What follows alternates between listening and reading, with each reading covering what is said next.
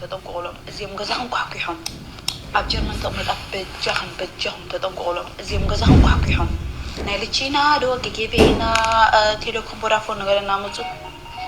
سلام تنا ببزلهم ويوصحهم كورا تخاتلتنا لومي استسمع محزني زخونه حبرتا كاب جرمن ابز حزوان اب جرمن زركو سدتنياتات بفلاي دما ايرتراويان اب ጭንቀትን فرحن اتيو يركب مالتيو باركس اب جرمن ازي حدش ነገር مفرحن تفاطيرو زبحال زلو اب جرمن زركو سدتنياتات اب حدحد منبرا ابايتي እናخدو مالتون افتي سدتنيا زنورو لغزا እናخدو ناي تيليكوم امعراريتنا مصرن كالوت بمنغستن بزي منغستن زي تزاغاجيو ነገር ግን ደማ አፍቲ ገዛ አትዮም ከሚራ ተخيلوم እናخدو ድሕሪዩ ደማ አፍቲ ገዛ ዝርከብ ንብረት ይኹን ዝርከው ህፃውንቲ እና ጨወዩ ዝርከውሉ ኹነታት ተፈጢሩ ዘሎ እዚ ደማ ብፍላይ ሎም ዕለት ኣብ ልዕሊ ክልተ ናይ ኤርትራ ዘይግነት ዘለዎም ስደተኛታት ተቐመጥ ያብ ጀርመን ዝኾነ ከቢድ ፈተነ በጽሕዎም እናተባሃለ እዩ ብዛዕባ እዚ ደማ ማሕበራዊ ሚድያ ብዙሕ ነገር እናወጽይ ዘሎ እዚ እንታይ ይመስል ብዛዕባቲ ኣብ ጀርመን እትርከው ስደተኛታት ጥንቃቄ ይግበሩ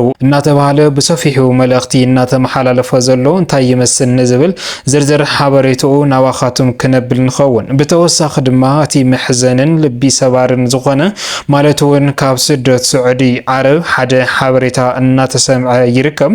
ሰላም ዝናው ዝተባሃለ ተወላዲት ትግራይ ማለት እውን ኣብ ራያ ዝበሃል ተወሊዳ ዝዓወየትሉ እንትኸውን እዛ ዕሸል ህፃን እዚኣ ድማ ምንም እትኸፍልዮ ነገር የብልኽን ተባሂላ ብዘይ ክፍያ ብየመን ባሕርያ ብዘይ ሕጋውያን ደላሎ ክትኸይድ ሓሲባ በኣርከስ እቶም ቤተሰብ እስካብ ዓለት እዚኣ እናተጨነቁሉ ዝነበረ ኩነታት እንትኸውን ነገር ግን ሎሚ ብዝሕዝን መልክዑ ሬሳ ኣጓልኹም ውሰዱ ዝብል መርድእ ሰሚዖም እቶም ቤተሰብ ድማ ካብዚ ዝተባገሰ ኣብ ዝለዓለ ጭንቀት ይርከቡ እዚ እንታይ ይመስል ብዛዕባታ ናብ ስደት ስዑዲ ዓረብ መገዲ ኣምሪሓ ኣብ የመን ሞይታ ሬሳ ውሰዱ ዝተባሃለት ሰላም ዝናው ትብል ሽማ ብዛዕባ እዚኣን ከም ድማ ካልኦት ብዘይ ሕጋውያን ስደተኛታት እናኸዱ ዝነበሩ ኣብቲ ጥቃ ባሕሪ ካልኦት ዝተተሓዙ ተረሸኑ ወገናት እውን ኣለዉ እዚ እንታይ ይመስል ንዝብል ዝርዝር ሓበሬታኡ ናባኻቱም ክነብል ንኸውን ነዚ ቻነል ናዚ ሓድሽ ዝኾንኩም ሳብስክራይብ እናበልኩም ኣባላትና ድማ ላይክ ሼር እናበልኩም መደባትና እስካብ መወዳእታ ሓቢርኩም ናጽንሑ ፈለማ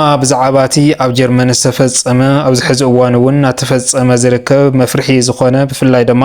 ነቶም ስደተኛታት ዘይግነቶም ኤርትራ ነገር ግን ኣብዚ ሕዚ እዋን ኣብ ማዓስከር ጀርመን ዝርከቡ ኣብ ሓያል ጭንቂ የትይዎም ዝርከብ ሓደ ፍጻመሎ ማለት እዩ ኣብ ጀርመን እስካብ ዝዓለት እዚኣ ብዙሓት ንምእማንን ንምስምዑን ኣጸጋሙን ዝኾኑ ነገራት እናተሰምዑን እናተራእዩን ከምኡ እውን እናተፈጸሙን ዝመጹ እንትኸውን እዞም ፍጻመታት እዚኦም ድማ ብሕጋውን ብዘይሕጋውን ነገር ግን ድማ እስካብ ዝዓለት እዚኣ ስጉምቲ ተወሲድዎም ተባሂሉ ዘይፈልጥ ነገር ግን ድማ ዳግም ኣብቶም ህዝቢ ወይ ድማ ነበርቲ ጀርመን ዝኾኑ ስደተኛታት ሕዚ እውን እንተኾነ ተሰማርዮም ማለት እውን ብጉጅለ ኮይኖም ገበን እናፈጸሙ ይርከቡ ማለት እዩ እዚ ገበን እዚ ድማ መብዛሕትኡ ኣብቲ ናይ ጀርመን ዜግነት ዘለዎም ጀርመን ተወሊዶም ዝዓወዩ ዜጋታት ከይኾኑ ኣብ ልዕሊ ስደተኛታት ብኣብዝሓ ድማ ኣብ ልዕሊ ኤርትራውያን ዝበጽሕ ዘሎ ጸገም እዩ ንኹሉ ሰብ እናገረመ ዝርከብ ማለት እዩ ኣብ ጀርመን ካብዚ ተመልኪቱ ድማ ቅድሚ ክልተ መዓልቲ ዝወፀ ሓበሬታ ነይሩ ኣብ ጀርመን እትርከቡ ተጠንቀቑ ብጉጅለ ኮይኖም ሰብ የጥቅዑ ከም ዘለው ከምኡ ድማ ህፃውንቲ እውን ይጨውዩ ከም ዘለው ዝብል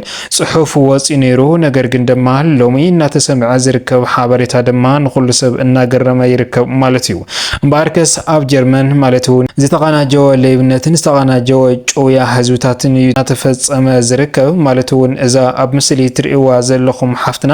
ናብ ገዛኣ ማለት እውን ናይ ቴሌኮም ሰራሕተኛ ኢና ብዝብል ናፍቲ ገዛ ከፊቶም ንኽኣቱ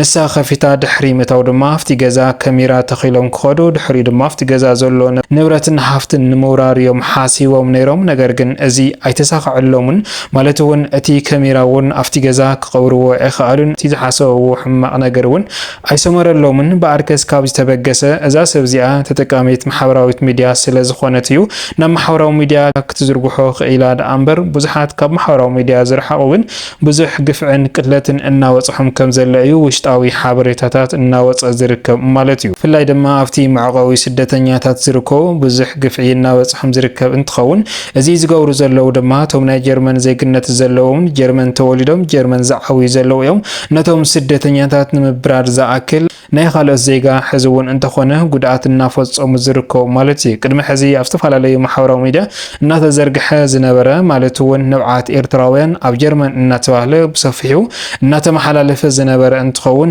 ቅትለት ኣብ ልዕሊ ህፃን ጳውሎስ መፅንሕ ኢሉ ድማ ቅትለት ኣብ ልዕሊ ዮሴፍን ካልኦት ኣናእሽቲ ዕሸላትን ቀቲሎም ናብ ባሕሪ ዝተፈላለዩ ኢዶም ቆሪፆም ናብ መገዲ ድብሪሉ ኩነታት እዩ ነይሩ። ስለዚ ድማ ሕዚ እውን እንተኾነ እዚ ሕማቅ ዝኾነ ፍጻሜ ጀሚሩ። ስለዚ ድማ ተጠንቀቁ፣ ስደተኛታት ዘለኹም ድማ ካብ ገዛ ብዙሕ ክትወፅኡ የብልኹምን ዝብል ሓበሬታ እናተሰምዐ ዝርከብ። ነቶም ኣብ ጀርመን እትርከቡ ሰባት ድማ ነዚ ሰሚዕኹም እዚ ሓበሬታ እዚ ኩሉ ንክሰምዑ ድማ ናብ ኩሉ ሼር እናገበርኩም ነገር ግን ኣብዚ ሕዚ እዋን ዝእወጅ ዘሎ ኣዋጅ ናብ ገዛኹም ማንም ሰብ እንተመፅኡ ክትኻፍቱ ከም ዘይብልኹም ዋላ ደኣ ካብ መንግስቲ ይምፃእ ወይ ድማ ካብ ፖሊስ ይምፃእ ቴሌኮም ኢና ካልእ ስራሕቲና ብፍላይ ድማ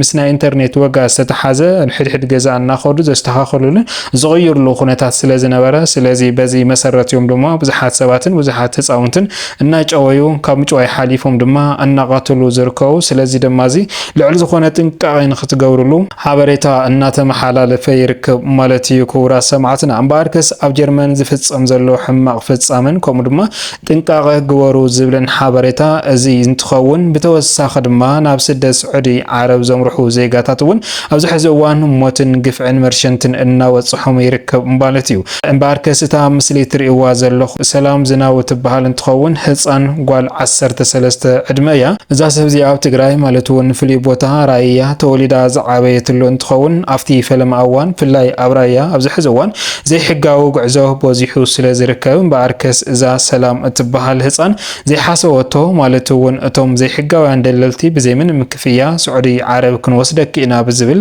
እምበኣርከስ ጽንሕ ኢሎም ድማ ናብ ስደት ስዑዲ ዓረብ እዮም ሰሪቆም ወሲዶማ ቤተሰብ ድማ ሰላም ጠፊኣ ኢሎም እናተጨናነቁን ከተማን ገዛን ገዛ እናዘሩ ኣለሻ ንሰላም እዮም እናኣለሹ ጸኒሖም ማለት እውን ሰላም ምስትን እስቲ ሙኻና ናብ ስደት ስዑዲ ዓረብ ከተምርሕያ ዝብል ሓሳውን ኣይነበሮምን። ነገር ግን ካብዚ ካብ ዕለታት ሓደ መዓልቲ ብዝሕዝን መልክዑ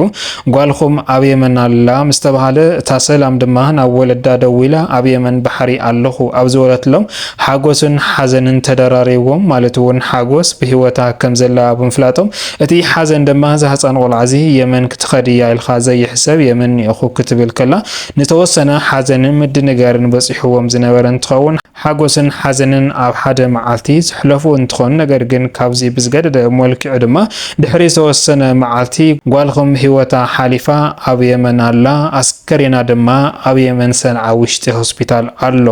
ዝብል ሓበሬታን ዝብል መርዳእትን እዮም እንቶም ቤተሰብ ሰሚዖም። በኣርከስ ካብዚ ግዜ ንሱ ጀሚሮም ደም እናነውዑ ዝነበሩ ስድራ ሰላም ኣብዚ ሕዚ እዋን ድማ ወላዲ ክወልዱ ኣይገድፍን ከም ዝበሃል እዚ ሰብ እዚ ድማ ኣስከሬኑ ካብቲ የመን ሰንዓ ሆስፒታል ውሽጢ ንምውፃእ ዝተፈላለዩ ሕጋዊ ዝኾኑ መገድታት ፈፂሙ ብባሕሪ የመን ናብ ዝኸደሉ ጓሬሳ ጓሉ ረኺቡ ነገር ግን እቲ ሬሳ ናብ ኢትዮጵያ ክእትዎ ኣብ ዝሓሰበሉ እዋን ዓቕሙ ሓፂርዎ ኣብዚ ሕዚ እዋን ኣስከሬኑ ኣብ ቅድሚ ዓይኒ ገይሩ ደም እናነብዐ ይርከብ ማለት እዩ። ካብዚ ብዝተበገሰ እዩ ድማ በጃኹም ሓግዙኒ ሰብ ንምዃን ሰብ እኹል እሞ ሬሳ ጓለይ ሓፊቐ ይውዕል ይሓድርን ኣለኹ ስለዚ ሬሳ ጓለይ ናብ ዓዳ ከስግር 5-10 ሓግዙኒ እናበለ ናይ ሓገዝ ቻለንጅ ተኻፊቱ በቲ ዝርእይዎ ዘለኹም ድማ ክትሕግዙ ትኽእሉ በዚ ሓበሬታ ዜና ክነመሓላልፈኩም እንደሊ ማለት እዩ። ኣብ ትግራይ ኣብዚ ሕዚ እዋን ብዙሓት ወጣታት ንኡሳን ብፍላይ ድማ ንኡሳት ትሕቲ ዕድመ ዝኾኑ ካብ ትግራይ እናወፅሉ ዝርከቡ መገድታት እዩ በዚሑ ዘሎ። ነገር ግን ድማ እቲ ዝወፅ ዘሎ ሰብ እውን ኣብቲ ዝኸደ ቦታ ኣይጥዕመን ዘሎ ብዙሕ መከራን ስቅያትን እናበፅሐ እዩ ዘሎ። ነገር ግን እዚ ሰብኣይ እዚ ማለት እውን ሰላም ወላዲኣ ሓግዙኒ ሬሳ ሓፊቐ ኣብ የመን ይርከብ ስለዚ ድማ ብዓቕሙ ሓግዙኒ እናበለ ክቡራት ሰማዕትና እምበኣርከስ ሎሚ ዝበልናዮም ዝርዝር ሓበሬታና እዚኦም ይመስል ነይሮም። እስካብ መወዳእታ ሓቢርኩምና ዝፀናሕኩም ካብ ልቢ እናመስገንና ኣብ ዝቕፅል መደባትና እስካብ ንራኸብ ሰላም ሰናይ ፀንሕቲ ጎረልኩም ሰላምታ ይናኹም።